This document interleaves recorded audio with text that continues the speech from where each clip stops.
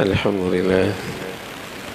لله والصلاة والسلام على سيدنا محمد وعلى آله وأصحابه أجمعين.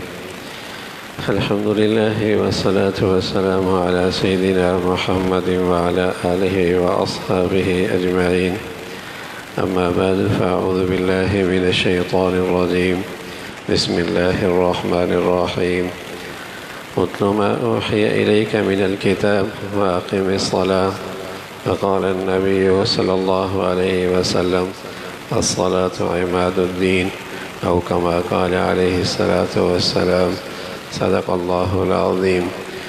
اللهم صل على سيدنا محمد النبي الأمي وعلى آله وأصحابه وسلم. اللهم صل على سيدنا محمد النبي الأمي وعلى آله وأصحابه وسلم. میرے معزز مسلمان بزرگوں، عزیز بھائیوں اور امت مسلمہ کی مقدس ماں اور بہنوں، پیارے رسول صلی اللہ علیہ وسلم نے فرمایا: من اصطفیٰ یومہ فہو مغبون. جس شخص کے 2 دن ایک جیسے گزرے اس کا بڑا خسارہ ہو گیا.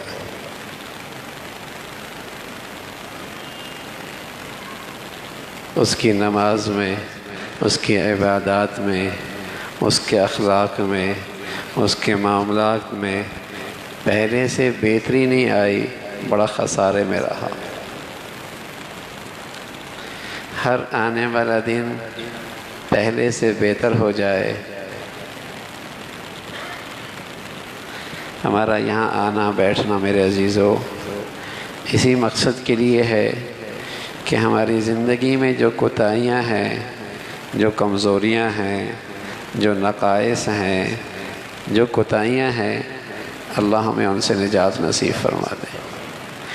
ہماری عبادات بڑھیا ہو جائے، ہماری نماز بڑھیا ہو جائے، ہمارے معاملات بڑی ہو جائیں، ہماری تربیت ہو جائے، ہماری تربیت ہو جائے.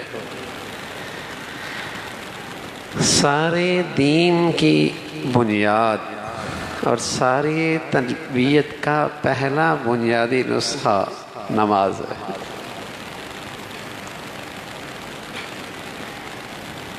کوئی اپنے اندر بہتری لانا چاہے تو سب سے پہلے اپنی نماز میں بہتری لے کے آئے. کوئی اپنی تربیت کرنا چاہے، اپنے بچے بچیوں کی تربیت کرنا چاہے، اس کی نماز بڑھیا کر دے. اس لیے پیارے رسول صلی اللہ علیہ وسلم فرمایا کرتے تھے: الصلاۃ عماد الدین. جیسے عمارت ستون پہ کھڑی ہوتی ہے تو فرمایا دین کی عمارت کا ستون نماز ہے، اس کے بغیر عمارت کوئی نہیں کھڑی ہوتی.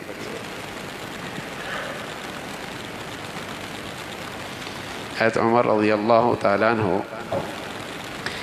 خلیفۃ المسلمین ہیں، امیر المومنین ہیں، آدھی دنیا سے زیادہ حصے پر حکمران ہیں.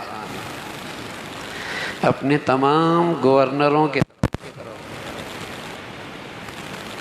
ایک حکم نامہ جاری کرتے ہیں. اپنے تمام گورنروں کی طرف ایک حکم نامہ جاری کرتے ہیں: ان اہم امرکم عندی الصلاۃ فمن حفظها وحافظ علیہا حفظ دینہ فمن ضیعها فهو لما سواها اضیع او کما قال. حضرت عمر رضی اللہ تعالیٰ عنہ یہ سرکاری حکم نامہ اپنے تمام گورنروں کی طرف بھیجا. فرمایا میرے نزدیک تمہارے سارے معاملات میں سب سے اہم چیز نماز ہے.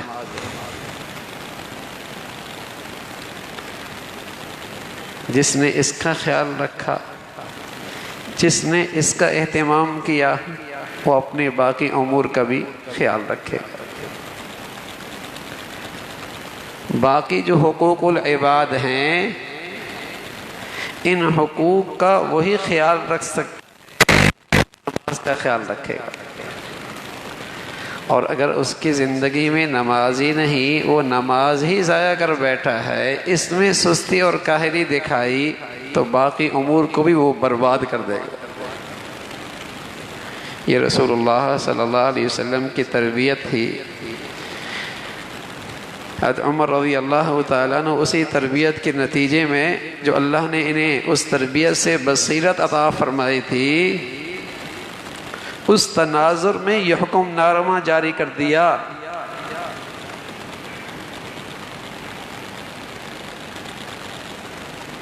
عام طور پہ آدمی خیال کرتا ہے لقمہ حلال کمانا یہ بھی عبادت، خدمت خلق یہ بھی عبادت۔ وہاں تو اسلامی حکمران تھے اور وہاں کے سارے گورنر اللہ والے تھے اور انصاف اور عدل کے ساتھ زندگی کے فیصلے کر رہے تھے۔ آپ ان سے کہہ رہے ہیں کہ اگر نماز ضائع ہو گئی تو تمہاری ہر چیز برباد ہو جائے گی۔ یہ جو ایک وسوسہ آتا ہے، خیال آتا ہے، ہم تو خدمت خلق کر رہے ہیں، ہم تو لقمہ حلال کما رہے ہیں، تو آپ نے بتایا کہ ان ساری عبادتوں سے زیادہ اہم چیز نماز کا اہتمام ہے، اور کوئی شخص نماز کا اہتمام نہیں کرتا، وہ کبھی مخلوق کی خدمت کا حق بھی ادا نہیں کر سکتا، وہ کبھی حقوق العباد بھی سے ادا نہیں کر سکتا۔ فرمایا سب سے اہم چیز نماز کا اہتمام ہے، اور اگر یہی کسی نے ضائع کر دیا تو اس کے باقی معاملات تو اور برباد ہو جائیں گے۔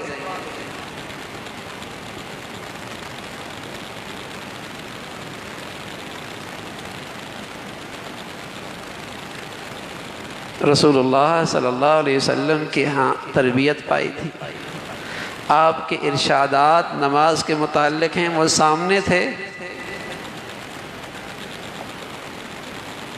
تو یہ حکم جاری کر رہے ہیں۔ اور اللہ کریم نے کہا جب مسلمان حکمران کو اقتدار ملتا ہے، جب مسلمان حکمران کو اقتدار ملتا ہے، سب سے پہلے کیا کام کرتا ہے؟ اقام الصلاۃ، نماز قائم کرتا ہے۔ الذین ان مکناہم فی الارض اقاموا الصلاۃ، جب ان مسلمانوں کو اقتدار مل جائے، سب سے پہلا کام نماز کا اہتمام، معاشرے کی تعمیر، قوم کی تعمیر، سوسائٹی کی تعمیر، نئی نسل کی تعمیر، معاشرے کی اصلاح، ہر فرد کی اصلاح، اس کا پہلا نسخہ نماز کا اہتمام۔ الذین ان مکناہم فی الارض اقاموا الصلاۃ وآتوا الزکاۃ وامروا بالمعروف ونہوا عن المنکر، کہ جب مسلمان حکمران ہوتے ہیں، نماز قائم کرتے ہیں، زکوٰۃ کا اہتمام کرتے ہیں، برائیوں کا سدباب کرتے ہیں، نیکیوں کو فروغ دیتے ہیں، یہ مسلمان حکمران ہے۔ اور تو رسول اللہ صلی اللہ علیہ وسلم جب مکہ مکرمہ سے مدینہ منورہ کی طرف ہجرت فرما رہے اور قباء کے مقام پہ چند دن وہاں ٹھہرے، تو وہاں سب سے پہلے کام مسجد کی تعمیر، پھر مدینہ منورہ تشریف لائے، وہاں سب سے پہلے مسجد نبوی کی بنیاد رکھی۔ معاشرہ، سوسائٹی، قوم نماز سے بنتی ہے، مسجد سے بنتی ہے۔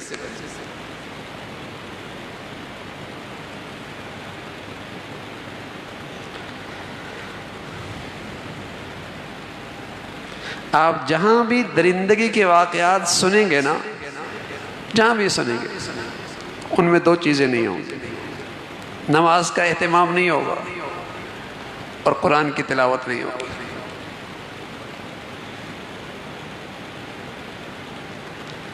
اس لیے کہ نماز کی تو یہ تاثیر ہے، جہاں نماز آ جائے وہاں برائیاں نہیں رہتی،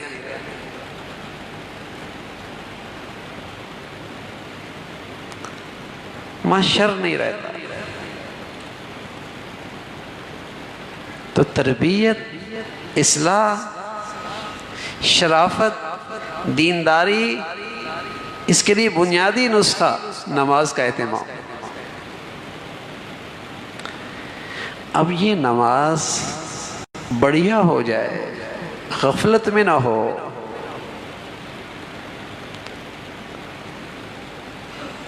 یہ چیز قابل اصلاح ہے۔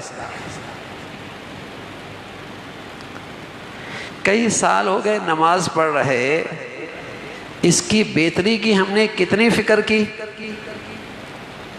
یہ چیز قابل توجہ ہے۔ تربیت کا نسخہ تو ہے، اصلاح کا بنیادی نسخہ ہے، شرافت، دینداری کی بنیاد نماز ہے، لیکن یہ نماز ہو، یہ کوتاہی تو ہم سبھی میں ہے نا، کہ نماز کے لیے کھڑے ہوئے، دل کہیں، دماغ کہیں، طرح طرح کے خیالات، اللہ اکبر کہا، ہاتھ باندھے، بس ایسا جیسے بٹن چل گیا اور خود بخود زبان جاری ہو گئی۔ بس اوقات پوری نماز ہو جاتی ہے، پوچھے کیا پڑھا، کچھ نہیں پتا، کیا سنا، کچھ نہیں پتا، پوری نماز ایسی گزر جاتی ہے۔ میرے عزیزو، اس میں تو کوئی شک نہیں کہ ایک پہلو تو اس میں بھی ہے کہ اس پہلو پر بھی یوں نہ کہیں کہ میری نماز کیا ہے، بس چند ٹکرے مارنی، بس اوپر نیچے ہونا ہے، یہ نہ قدری بھی نہ ہو، یہ نہ قدری بھی نہ ہو، بلکہ جیسی کیسی نماز ملی اس پر بھی اللہ کا شکر ادا ہو کہ اے اللہ صورت تو نماز کی عطا فرما دی، صورت تو نماز کی عطا فرما دی، اپنے گھر تو بلا لیا، چلو جیسا بھی سجدہ ہوا جھکا تو لیا، اپنے دربار میں حاضری کا قابل تو سمجھا، ساری نالائکیوں کے باوجود اپنے سامنے کھڑا تو کر دیا، الحمدللہ۔ لیکن میرے عزیزو، جو چیز قابل اصلاح ہے وہ یہ ہے کہ میری نماز میں بہتری کتنی آ رہی، نہ قدری کر کے مایوسی نہ ہو کہ کہیں یہ عمل چھوٹ ہی نہ جائے، لیکن اسی غفلت کے ساتھ نماز ہوتی رہے،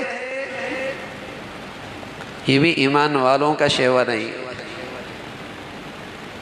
یہ بھی ایمان والوں کی شان نہیں ہے۔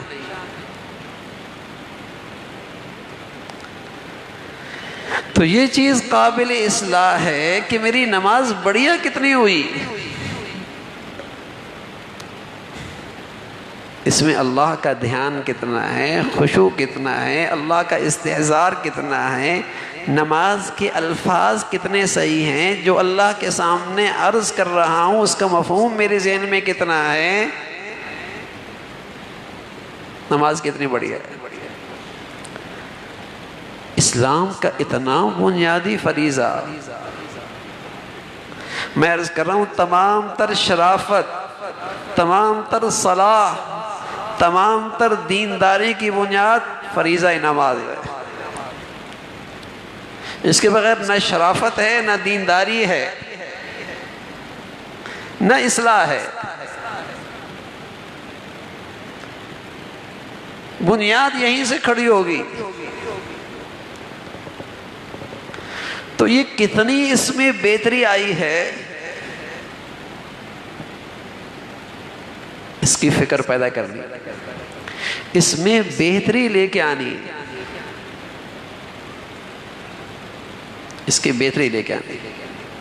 حضرت عثمان رضی اللہ عنہ فرمایا کرتے تھے کہ رسول اللہ صلی اللہ علیہ وسلم سے میں نے سنا، جس شخص نے اچھے طریقے سے وضو کیا اور پھر اچھے انداز سے نماز پڑھی، اللہ اس کے جسم کے تمام صغائر کو معاف فرما دے گا، اور جتنی مرتبہ ایسا کرے گا اتنی مرتبہ اللہ معاف کرتے رہیں گے۔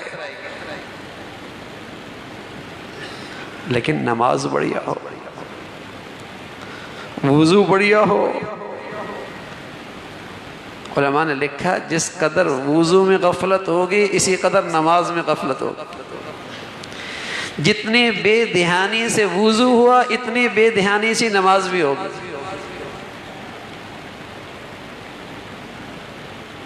اتنا بڑا عمل ہے، اللہ کے دربار میں حاضری ہے۔ دنیا کے چھوٹے چھوٹے حکمرانوں کے دربار میں حاضری ہو تو کتنی تیاری ہوتی اور کیسا اہتمام ہوتا ہے۔ اللہ کے حضور حاضری کی گھڑی ہے، اللہ کے حضور حاضری کی گھڑی ہے، اور اس کے لیے طہارت فرض ہے کہ وضو کر لو، اور اس وضو میں یہ صلاحیت موجود ہے کہ ظاہری طہارت بھی ہوتی ہے، روح کی پاکیزگی بھی ہوتی ہے، لیکن وہ وضو دھیان کے ساتھ ہو۔ رسول اللہ صلی اللہ علیہ وسلم نے تو اس کے لیے دعائیں سکھائی ہیں تاکہ یہ غفلت میں وضو نہ ہو، بے خیالی بھی نہ ہو۔ آپ علیہ الصلوۃ والسلام کی دعا ہے، اللہم اغفر لی ذنبی ووسع لی داری وبارک لی فی رزقی۔ سبحان اللہ، وضو کے موقع پہ جو دعا بتائی، اے اللہ میرے گناہ معاف فرما دے، میرے گھر میں کشادگی پیدا فرما دے، میری رزق میں برکت دے دے۔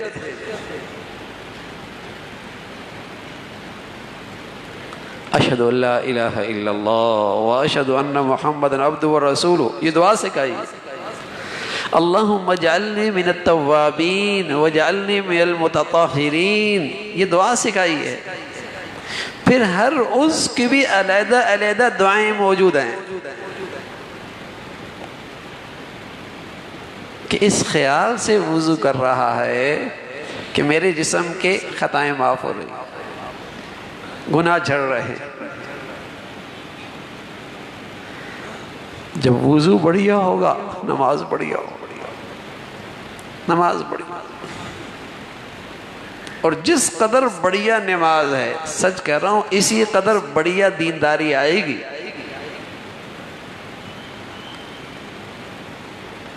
اسی قدر بڑھیا دینداری آئے گی۔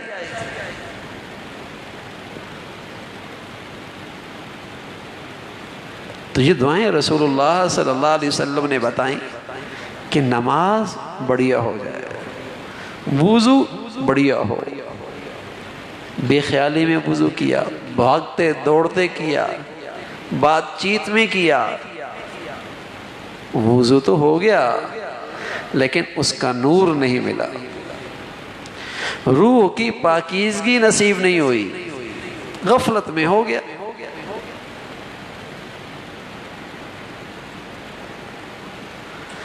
تو میرے عزیزو، ہم سب کا یہاں بیٹھنا رسمی نہیں ہے، ہم تو اس خیال سے یہاں کہتے سنتے ہیں کہ اللہ کرے جو کمزوریاں ہماری عبادات میں ہیں، نماز میں ہیں، وہ کمزوریاں دور ہو جائیں۔ اس فکر کے ساتھ ہمارا کہنا سننا ہے کہ اللہ کرے ہماری عبادات میں جو نقائص ہیں، جو کوتاہیاں ہیں، ان سے نجات مل جائے، نماز ہماری بڑھیا ہو جائے۔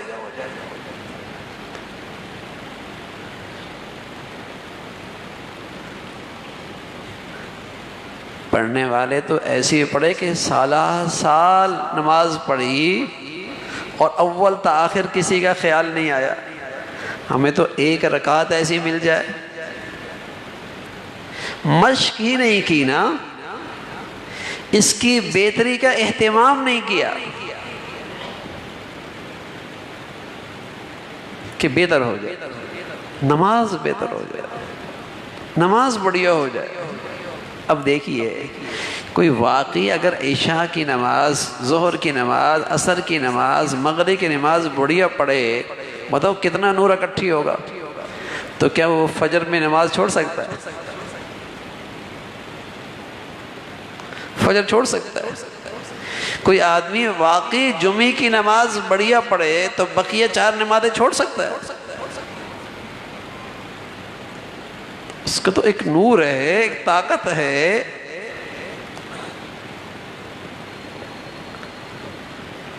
لیکن اگر اس میں وزن ہی نہ ہو، اس میں دھیان ہی نہ ہو، اس میں غفلت ہی ہو، تو سالہ سال سے 4 نمازیں پڑھ رہا، فجر نہیں ہو رہے، فجر نہیں ہو رہے، یا نماز پڑھ رہا لیکن رسمی ہے کہ نماز اسے برائی سے نہیں روکتی، جھوٹ سے نہیں روکتی، غیبت سے نہیں روکتی، بد نظری سے نہیں روکتی، اللہ کہتا ہے روکتی ہے، اس کی نہیں روک رہی۔ اللہ کہتا ہے نماز میں یہ تاثیر ہے کہ یہ برائیوں سے روک دیتی ہے، لیکن یہ نہیں رک رہا، سالہات سے پڑھ رہا، تو اس کی نماز میں رسمیت آ گئی، نماز میں عبادت کا روح ختم ہو گیا، عبادت کی روح ختم ہو گئی۔ نمک میں ملاوٹ ہو جائے تاثیر کہاں رہتی ہے؟ مرچوں میں ملاوٹ ہو جائے تاثیر نہیں رہتی، چینی میں ملاوٹ ہو تاثیر نہیں رہتی، دواؤں میں ملاوٹ ہو تاثیر نہیں رہتی۔ نماز میں سب کچھ ہے، نہیں ہے تو اللہ کا خیال نہیں ہے، پھر تاثیر کہاں رہے گی؟ پھر تو تاثیر نہیں رہے گی۔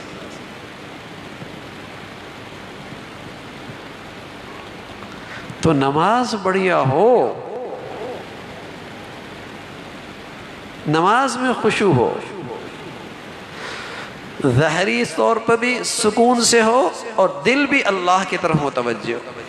ہمارے بزرگ تھے مولانا منظور احمد نعمانی رحمۃ اللہ علیہ فرمایا کرتے تھے کہ جب آدمی انفرادی نماز پڑھ رہا ہو، سنتیں پڑھ رہا ہے، نوافل پڑھ رہا ہے، وتر پڑھ رہا ہے، تو اتنے زور سے پڑھے کہ اس کے اپنے کان سن سکے، اور قریب میں کوئی کھڑا ہو تو آواز وہاں تک بھی نہ جائے، اتنا زور سے پڑھے کہ اس کے اپنے کان سن سکیں، کوئی قریب مل کے بھی کھڑا ہو تو وہ اس کی آواز نہ سنے، اپنا پڑھا ہوا سن رہا ہو۔ تو جب سن رہا ہوگا تو دماغ ایک وقت میں ایک ہی چیز کی طرف متوجہ ہوتا ہے، دھیان رہے گا۔ اور ساتھ فرمانے لگے اس بات کا خیال رکھے کہ جو پڑھ رہا ہے اس کا مفہوم تو کم از کم آتا ہو۔ چلو میاں پورے قرآن کا ترجمہ نہیں پڑھا، پورے قرآن کی تفسیر نہیں پڑھی، سورہ فاتحہ کا تو مفہوم آتا ہو، رکوع اور سجدے میں جو کلمات کہہ رہا ہے اس کا مضمون تو دماغ میں ہو کہ اللہ کے سامنے حاضری ہے، کیا درخواست لے کے جا رہا ہوں۔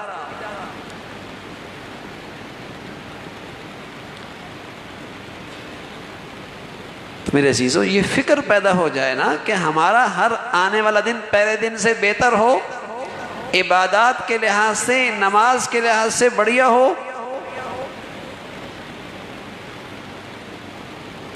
اچھا جن چیزوں کی ہم نے بہتری کی فکر کی، بتاؤ نہیں بہتر ہوئے؟ اگر کوئی تاجر سالہ سال سے ایک روٹین پہ چل رہا ہو تو کیا کہتا ہے میاں یہ تو کسی کام کا نہیں ہے، 40 سال پہلے بھی اتنا ہی کما رہا تھا، آج بھی اتنا ہی کما رہا ہے، اتنی دکان تھی آج بھی اتنی ہے، لیکن نماز کا حال وہی ہے۔ تو جہاں بہتری کی فکر ہو گئی بہتری ہو گئی، بڑھیا ہو گئی۔ نماز کتنی بڑھیا ہو گئی، جو دین کی بنیاد ہے، اسلام کا بڑھیا رکن ہے،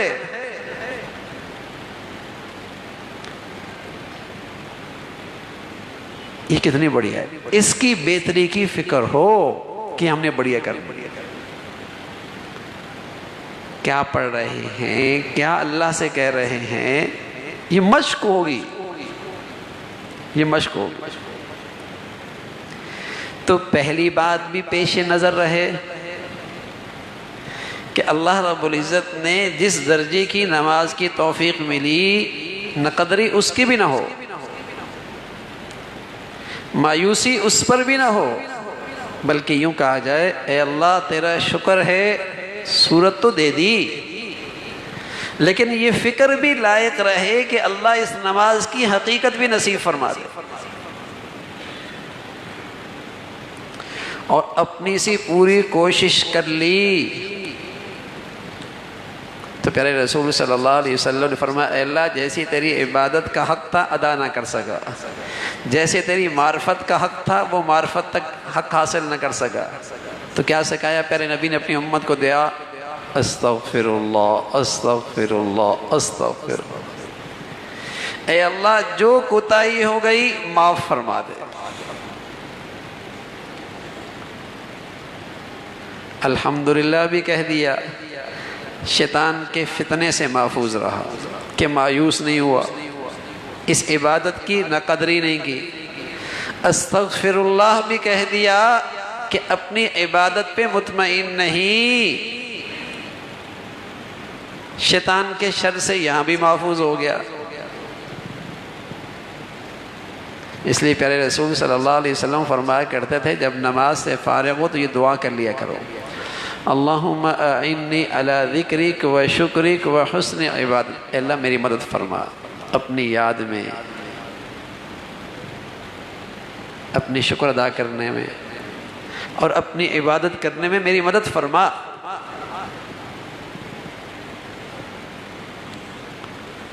تو شکر بھی ہو اور اس کو بڑھیا اور بہتر کرنے کی فکر بھی ہو، نماز بڑھیا۔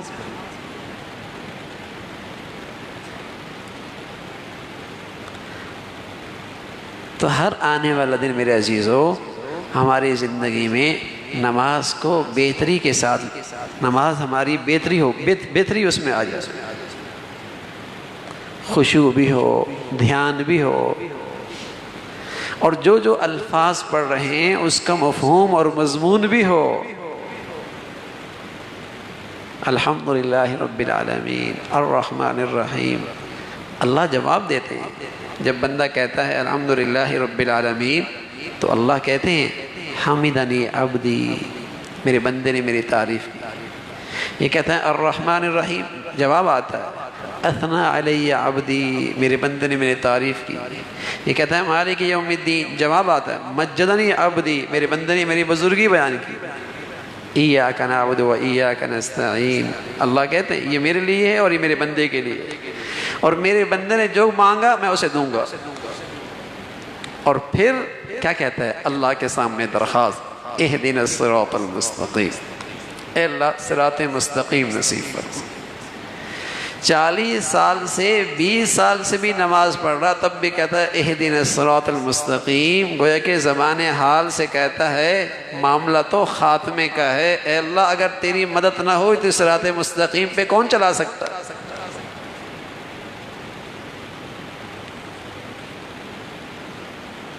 تو مفہوم ذہن میں ہو، مضمون ذہن میں ہو اور نماز پڑھی، پھر یہ نماز ہے۔ ان الصلاۃ تنہی عن الفحشاء والمنکر، یہ نماز برائیوں سے روکی۔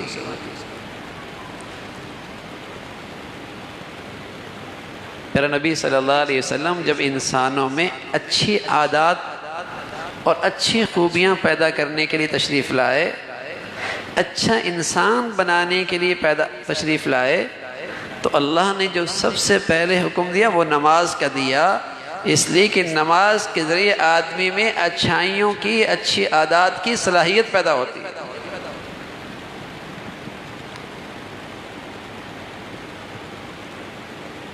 پورے دین پہ چلنے کی صلاحیت نماز سے آتی ہے۔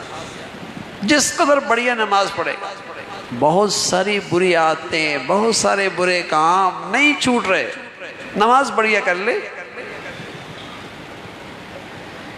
جماعت کا اہتمام ہے، وضو بڑھیا ہے، نماز میں آنے کا اندر دھیان خیال ہے، مفہوم اور مضمون ذہن میں ہے، پھر اللہ سے دعا بھی کرے قبولیت کی، نماز بڑھیا کر لے، بہت ساری عادتیں جن کو چھوڑنا مشکل لگ رہا تھا چھوٹ جائیں گی۔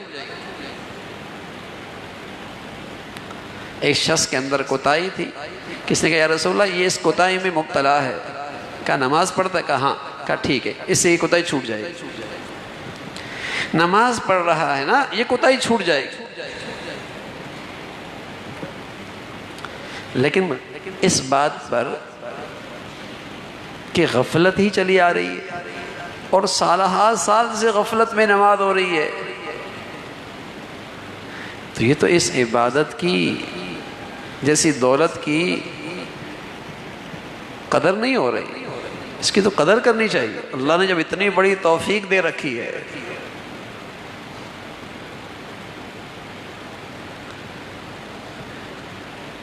اس کے اندر بہتری کی فکر ہو کہ نماز بڑھیا ہو۔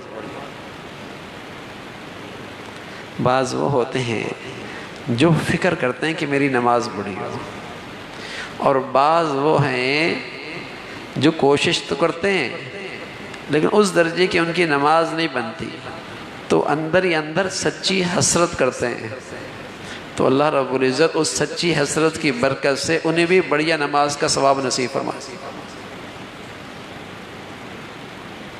جیسے کوئی آدمی دنیا والا قابل رشک نمونتا نا لوگوں کے ہاں، بڑا خوش نصیب ہے، بڑی قسمت جاگی ہے، رشک کرتا ہے آدمی اور اسے دوڑ کر اس کے پیچھے دوڑ لگاتا ہے کہ میں بھی ایسا بن جاؤں، اور جب نہیں پہنچ پاتا تو بڑی درد ہوتا ہے، حسرت ہوتی ہے کیوں نہیں ہوا، ایسا ہو جاتا، کتنی تکلیف آتی اندر۔ تو ایسی آدمی نماز بڑھیا کر لے، اور جن کی بڑھیا نماز ہے ان پہ رش کر رہا ہے اور اندر حسرت ہو رہی ہے کہ ایسی نماز مجھے بھی مل جائے، سبحان اللہ، اللہ اس کو پھر معروم نہیں کرے گا، معروم نہیں کرے گا۔ عبداللہ بن مبارک رحمۃ اللہ علیہ گھر کے چھت پر رات میں قیام فرمایا کرتے تھے اور لمبی نماز پڑھتے، نفل پڑھ رہے ہوتے اور یوں لگتا ہے جیسے نے کسی نے کوئی چیز گاڑ دی، تو ان کے سامنے ایک لکڑ لوہار رہا کرتا تھا، لوہا کاٹا کرتا تھا، لکڑیوں کا کام کرتا تھا ساتھ، تو وہ انہیں دیکھ کر بڑا رش کرتا تھا کہ کتنا سکون کا اس کا کام ہے کہ رات بھر عبادت کرتا ہے، کوئی میرا بھی روزگار اتنا آسان ہو کہ یہ عبادت مجھے بھی مل جائے۔ حسرت، اللہ کی شان، اس کا انتقال ہو گیا عبداللہ بن مبارک کا، اور اس کا بھی انتقال ہو گیا۔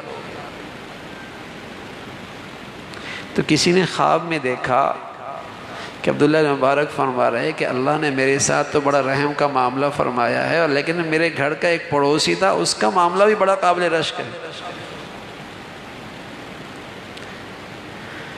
تو جب وہ عبداللہ بن مبارک کے پڑوس میں گیا اور اس کے گھر والوں سے پوچھا، اور اس کے اہلیہ نے کہا کہ میرے میاں میں دو خوبیاں تھیں، ایک خوبی تھی یہ تھی کہ کتنی بھی مصروفیت کیوں نہ ہو، کسی بھی کام میں مشغول کیوں نہ ہو، جب اللہ کی طرف سے کوئی منادی اذان دے اللہ اکبر حی علی الصلاۃ حی علی الفلاح، تو وہ اسے چھوڑ کر اللہ کی اس منادی کی آواز پر نماز کے لیے کھڑا ہو جاتا، یہ اس کا زندگی بھر کا معمول تھا۔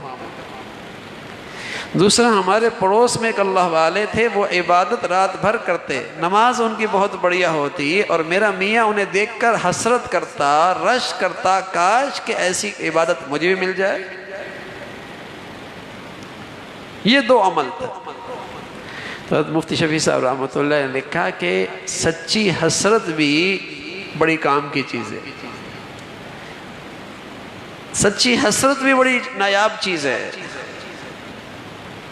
تو آدمی اپنی اندر بہتری کی کوشش کرے، اپنی اصلاح کی فکر کرے، اپنی نماز کو بڑھیا بنائے، اور پھر کوئی اچھی نماز کا تذکرہ، تصویر اس کے سامنے ہے، شکل اس کے سامنے ہے، اور اندر آواز آ رہی ہے کاش کہ میں بھی ایسی نماز پڑھوں، تو اللہ معروم نہیں کرے گا۔ تو نماز بڑھیا ہو، تو یہ بنیادی نسخہ ہے تربیت کا۔ دوسرا نسخہ، اس نسخے کا دوسرا جز، اتل ما اوحی الیک من الکتاب واقم الصلاۃ، ایک نماز اور دوسرا تلاوت قرآن، تلاوت قرآن۔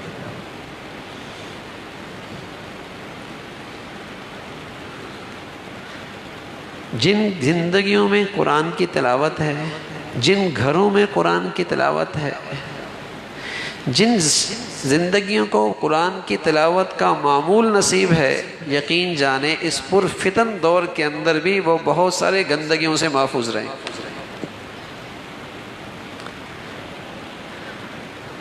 بہت سارے فتنوں سے محفوظ ہوں گے۔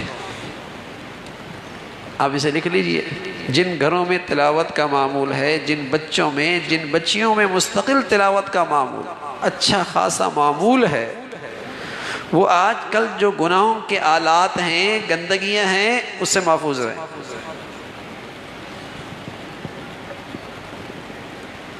تلاوت قرآن یہ تربیت کا بنیادی نسخہ ہے۔ حضرت مفتی شفیع صاحب رحمۃ اللہ علیہ فرمایا کرتے تھے، یہ جو نسخہ ہے جس کا ایک جز نماز ہے اور دوسرا جز تلاوت ہے، یہ عالمی نسخہ ہے اصلاح کا، یہ عالمی نسخہ ہے تربیت کا، اور یہ نسخہ تجویز کیا ہے جس ذات نے اس انسان کو بنایا ہے۔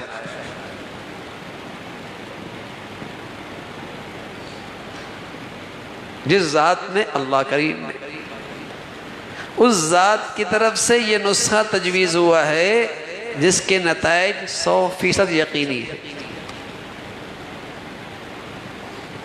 عالمی نسخہ ہے، ہر شخص کے لیے، مرد، عورت، امیر، غریب، دیہاتی، شہری، جوان، بوڑھا، جو یہ چاہتا ہے کہ میرے بچوں کی، میرے گھر والوں کی، میری زندگی میں تربیت ہو، اصلاح آ جائے، ان دو نسخوں میں بہتری لے کے آئے۔ نماز بڑھیا کر لے، تلاوت بڑھیا کر لے، نماز بڑھیا کر لے، تلاوت بڑھیا کر لے، نماز کا اہتمام خوب ہو، تلاوت کا معمول بڑھیا ہو، بہت ساری برائیوں سے محفوظ ہو جائے گا، بہت ساری برائیوں سے۔ گھروں میں کتنے خرافات ہیں، ٹوٹ پھوٹ ہے، آپ یقین جانیں، جس گھر میں ہر فرد قرآن کی تلاوت کا معمول ہے، بہت سارے جھگڑوں سے وہ گھر پاک ہو جائے گا۔ ایک صحابی ہیں رضی اللہ تعالیٰ عنہ، اسید رضی اللہ تعالیٰ عنہ، تہجد کی گھڑی میں تلاوت کر رہا ہے اور مزے لے لے کے کر رہا ہے، اور اس مزے میں کبھی آواز بھی بلند ہو جاتی۔ سواری بندھی ہوئی تھی، بچہ قریب میں لیٹا ہوا تھا، آواز جب بلند ہوتی تو سواری بدکنے لگتی، اپنی آواز پست کر لیتے، پھر بے اختیار آواز بلند ہو جاتی، پھر سواری بدکنے لگتی، پھر اپنی آواز پست کر لیتے۔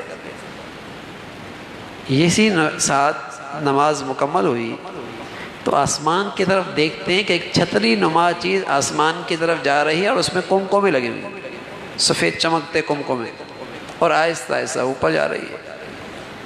صبح پیارے رسول صلی اللہ علیہ وسلم کی خدمت میں فجر کی نماز میں حاضر ہوئی ہے، جو آپ نماز سے فارغ ہوئی ہے تو اس کے قریب ہو گئے، آپ علیہ الصلوۃ والسلام کے قریب ہو کر رات کی بیتی کہانی سنائی کہ یا رسول اللہ، رات کو یوں ہوا، میں تلاوت کرتا، آواز بلند آتی، سواری بدکتی، میں میری آواز پست ہوتی، سواری پرسکون ہو جاتی۔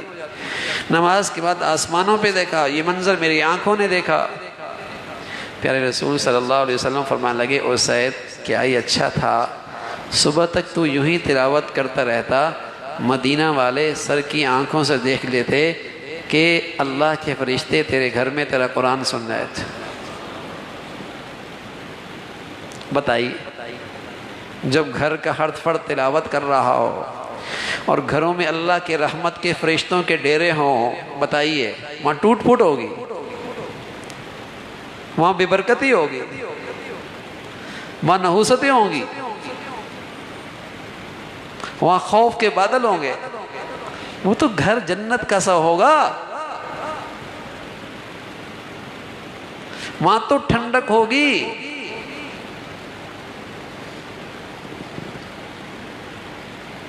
لیکن بدقسمتی ہے میرے عزیزو، ہماری زندگیاں، ہمارے گھر تلاوت قرآن سے خالی ہو گئے، تلاوت قرآن سے خالی ہو گئے۔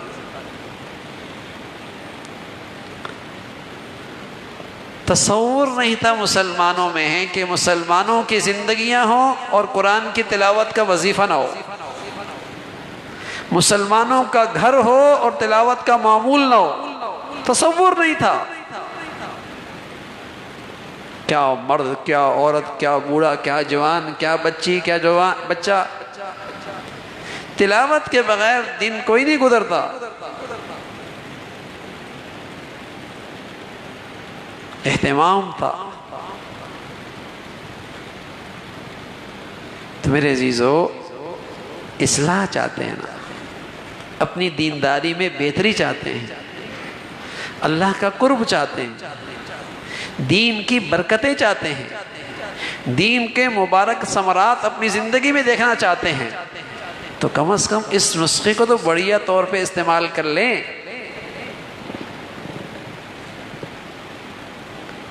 اس کی تو پابندی ہو جائے کہ ہم اپنی نماز بڑھیا کریں گے اور زندگی کا معمول اور وظیفہ قرآن کی تلاوت کو بنائیں گے، اور کوئی ہمارے گھر میں ایسا نہیں ہوگا جس کا تلاوت کا معمول نہ ہو۔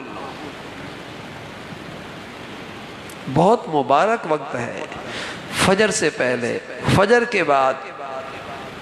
مولانا الیاس رحمۃ اللہ علیہ فرمایا کرتے تھے، مجھے جو کچھ اللہ کی طرف سے لینا ہے، مجھے یوں لگا جو کچھ مجھے ملا وہ مجھے تہجد کی گھڑی میں تلاوت قرآن کی برکت سے ملا۔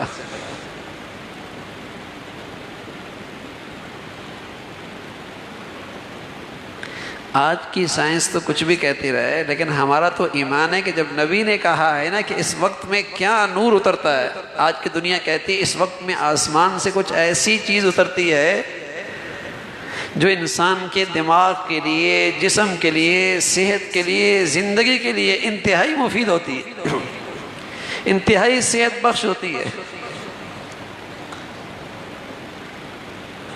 تو ہمیں تو اپنے نبی نے بتایا ہے کہ یہ انوارات کا وقت ہے، اللہ کے خاص انوارات کی گھڑیاں ہیں۔ اللہ ہمیں نصیب فرما دے، اللہ ہمیں نصیب فرما دے۔ تو میرے عزیزو، اگر ہم اپنی دینداری میں اپنی صلاح کی ہمیں فکر ہے تو اس نسخے کا اہتمام، گھر کی فضا ایسی بنے، اللہ کرے کہ کوئی بھی اس میں کوتاہی کرنے والا نہ رہے۔ گھر کا ماحول بن جائے نا، گھر کا ماحول بن جائے تو پھر کسی کے لیے فجر چھوڑنا مشکل ہو جاتا ہے، ماحول نہ ہو تو پھر کسی کے لیے فجر پڑھنا مشکل ہو جاتا ہے۔ آسان مشکل کا مسئلہ نہیں، ماحول کا مسئلہ ہے۔ سب تلاوت کا اہتمام کرنے والے، سب نماز کا اہتمام کرنے والے، اب چھوڑنا مشکل ہو جائے گا۔ سب میں کوتاہیاں اور غفلت ہیں، پڑھنا مشکل ہو جائے گا۔ تو یہ نسخہ بہت بڑھیا ہے، اس کا اہتمام ہو، مرد بھی کرے، عورتیں بھی کریں، تلاوت ہو۔ حضرت عثمان رضی اللہ تعالیٰ فرمایا کرتے تھے، یہ مقناطیس ہے، قرآن اس میں مقناطیسیت ہے، جو جتنا اس کی طرف پڑھتا ہے نا اتنا یہ اپنی طرف کھینچتا ہے۔ اور فرماتے تھے جیسے اللہ نے صاف دل دیا ہو اور صاف زبان دی ہو، وہ کبھی تلاوت قرآن سے سیر ہی نہیں ہو سکتا، سیر ہی نہیں ہو سکتا۔ اور یہ پتھر پہ لکیر ہے۔ آپ یقین جانیں، جو شخص کثرت سے قرآن کی تلاوت کرے گا وہ کبھی ڈپریشن میں نہیں جائے گا، وہ ڈپریس نہیں رہے گا، اس لیے کہ اس سے دل میں اطمینان، سکون، دل میں تقویت، دل میں طاقت۔ تطمئن القلوب الا بذکر اللہ ای الا بالقرآن، ای الا بالقرآن۔ قرآن سے تو دلوں کو تازگی ملتی ہے، توانائی ملتی ہے، صحت ملتی ہے، طاقت ملتی ہے۔ عجیب دولت اللہ نے اس امت کو دی ہے، اسے پڑھتے چلے جائیں، تازہ ہوتے چلے جائیں، تازہ ہوتے چلے جائیں۔ یہ آدمی میں تازگی کی طاقت بھر دیتا ہے۔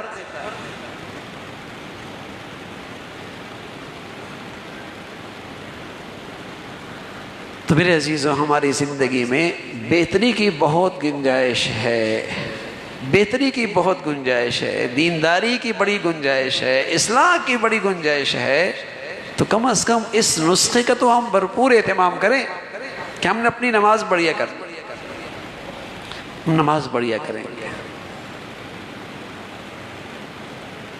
نماز کے ساتھ فرض کے ساتھ کچھ نوافل کا معمول بنائیں گے، وضو کے اندر آداب کا سنن کا خیال رکھیں گے، مسنون دعائیں یاد کریں گے، اور ساتھ ساتھ ہمارے دن رات میں تلاوت قرآن کا معمول ہو۔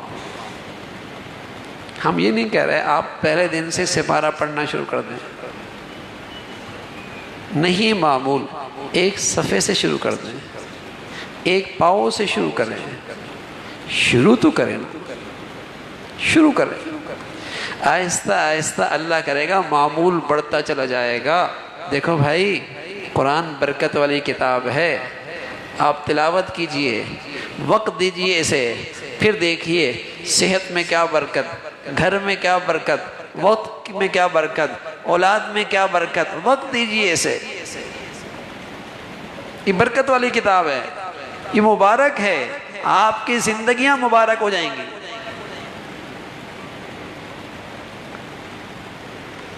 اپنے بچیوں کو اس معمول پہ لائیے، اپنے بچوں کو اس معمول پہ لائیے۔ ہمارے گھر کا ہر فرد تلاوت قرآن کرنے والا ہو، پھر اس میں بہتری کی گنجائش ہے۔ سبحان اللہ، یہ کلام اللہ ہے، کلام اللہ، تورات، انجیل، زبور سب کتاب اللہ ہے، لیکن یہ قرآن مجید کلام اللہ بھی ہے، کتاب اللہ بھی ہے۔ یہ تو ایسا ہے جیسے آپ اللہ سے ہم کلام ہو رہے، سبحان اللہ۔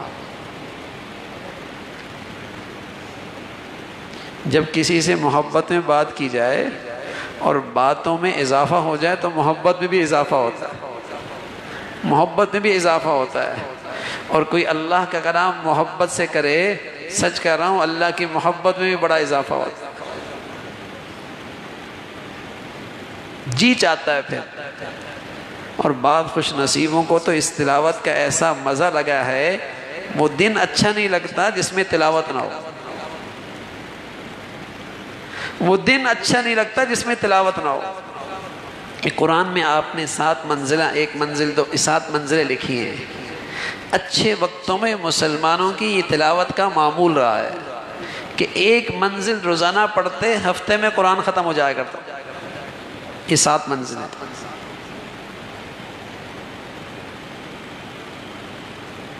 ایسا معمول تھا میرے عزیز۔ تو اگر ایک وقت میں تلاوت نہیں کر سکتے، اس کو 2 حصوں میں تقسیم کر دیں، کچھ سویرے کر لیں، کچھ رات کو سونے سے پہلے کر لیں، اور خدا نہ خواستہ کوئی ایسی مشغولیت مصروفیت ہو گئی تو سونے سے پہلے کچھ نہ کچھ معمول ضرور ہو، تلاوت نہیں چھوڑنی بھائی۔ اس کے انوارات ہیں، علماء نے لکھا آریہ سماج کا فتنہ ایک دور میں ہندوستان میں آیا اور سینکڑوں ہزاروں مسلمان ہندو ہو گئے۔ تو دہلی کے مرکز میں آریہ سماج کا جو دہلی میں مرکز تھا، وہاں سے رپورٹ یہ آئی کہ ہمارے اس دعوت کا اثر 2 طبقوں پہ نہیں ہوا۔ ایک اس طبقے پہ نہیں ہوا جس کا کسی اللہ والے سے تعلق تھا، دوسرا وہ جن گھروں میں قرآن کی تلاوت تھی، ان پر ہماری دعوت کا اثر نہیں ہوتا۔ تو سچ کہہ رہا ہوں، اس پرفتن دور میں جہاں ہر طرف فتنوں کے اندھیرے ہیں، جن خوش نصیب لوگوں کو اللہ کے نیک بندوں کی صحبت، محبت، عقیدت ملی ہوئی ہے، وہ بھی فتنوں سے محفوظ رہیں گے، اور جن گھروں میں قرآن کی تلاوت کا معمول ہے وہ بھی ان فتنوں سے، بے حیائی کی گندگیوں سے محفوظ رہیں گے۔ اس لیے کہ جہاں قرآن ہے، قرآن کی تلاوت ہے، وہاں اللہ کے فرشتے ہیں، وہاں انوارات ہیں، وہاں انوارات۔ تو یہ نسخہ اللہ کی طرف سے تجویز کرتا ہے کہ اللہ کرے ہمیں بھائی، ہمیں اس کا اہتمام نصیب فرما دے کہ ہماری نمازیاں بھی بڑھیا ہوں، تلاوت کا معمول بھی ہو، تلاوت بھی بڑھیا ہو۔ اللہ اس کے ثمرات، برکات ہم سب کو نصیب فرما دے۔ اللہم لک الحمد کلو ولک الشکر کلو، اللہم لک الحمد کلو ولک الشکر کلو، اللہم لک الحمد کلو ولک الشکر کلو، اللہم اعنا علی ذکرک و شکرک و حسن عبادتک، اللہم اعنا علی ذکرک و شکرک و حسن عبادتک۔ ربنا ظلمنا انفسنا وإن لم تغفر لنا وترحمنا لنكونن من الخاسرين، ربنا اغفر لنا ذنوبنا وإسرافنا في أمرنا وثبت أقدامنا وانصرنا على القوم الكافرين، يا حي يا قيوم يا ذا الجلال والإكرام یا ارحم الراحمین، ہمارا سب کا کہا سننا اپنی بارگاہ میں قبول فرما لے۔ اللہ تمام حاضرین، سامعین، سامعات، حاضرات کی تمام جائز حاجات کو پورا فرما، مشکلات کو آسان فرما، پورے دین پہ چلنا آسان فرما۔ اے اللہ ہمیں بڑھیا نماز نصیب فرما، بڑھیا تلاوت نصیب فرما، زندگی بھر تلاوت کا معمول نصیب فرما۔ اے اللہ خشوع والی نماز نصیب فرما، دھیان والی نماز نصیب فرما، ہماری کمیاں کوتاہیاں اپنی رحمت سے معاف فرما۔ اے اللہ ہمیں دین کی برکات نصیب فرما، اس کے ثمرات ہمیں عطا فرما۔ مولا کریم ہر گندگی سے، ہر گناہ سے، ہر خطا سے ہم سبھی کی حفاظت فرما۔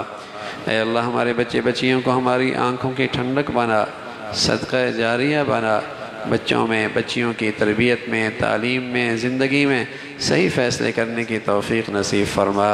اے اللہ جو بچیاں گھروں میں جا چکی ہیں ان کے گھروں کو محبت اور تقوی سے آباد فرما۔ اے اللہ جو اپنے گھروں میں ہیں ان کے لیے نیک صالح رشتوں کا انتظام فرما، ماں باپ کے لیے ذمہ داری سے سبکدوشی آسان فرما۔ اے اللہ سہولت کی شکلیں پیدا فرما۔ اے اللہ ہمیں اپنے گھروں میں پورے دین پہ چلنا، پورے دین کا ماحول بنانے کی ہمت اور توفیق نصیب فرما۔ بے حیائی، فحاشی اور یعنی کے فتنوں سے ہمارے بچے بچیوں کی حفاظت فرما۔ اے اللہ لقمہ حلال نصیب فرما، برکت والی زندگی، برکت والی روزی نصیب فرما، معذوری سے، محتاجگی سے، اے اللہ ہر قسم کے حادثات، سانحات سے، وباؤں سے ہمیشہ محفوظ فرما۔ اے مولا کریم دین کی خدمت کی جتنی شکلیں ہیں جو آپ کے ہاں مقبول ہیں سبھی کی حفاظت فرما، کام کرنے والوں کی مدد اور نصرت فرما۔ اے اللہ جو تیرے پیارے ہیں ان کی عظمت، محبت، صحبت نصیب فرما۔ اے اللہ ہمارے وطن عزیز کو امن اور سلامتی کا گہوارہ بنا، اس کو اے اللہ ہر قسم کے ٹوٹ پھوٹ سے، انتشار سے محفوظ فرما۔ یہاں جو نیکی کی اور خیر کی اور شرم و حیا کی قوتیں ہیں اے اللہ انہیں غلبہ نصیب فرما، اور شر کی اور برائی کی اور بے حیائی کی جتنی طاقتیں ہیں اے اللہ انہیں نیست و نابود فرما۔ اے اللہ وطن عزیز کو استحکام نصیب فرما، یہاں ایمان ہدایت کی فضاؤں کو عام فرما، شریروں سے اور شر سے ہمیں ہمارے ملک کو محفوظ فرما۔ اے اللہ فساد سے، فسادیوں سے ہمیں ہمارے ملک کی حفاظت فرما۔ اے اللہ ہم سب کے حال پہ رحم فرما۔ وصلی اللہ علی سیدنا محمد وعلی آلہ واصحابہ اجمعین برحمتک یا رب۔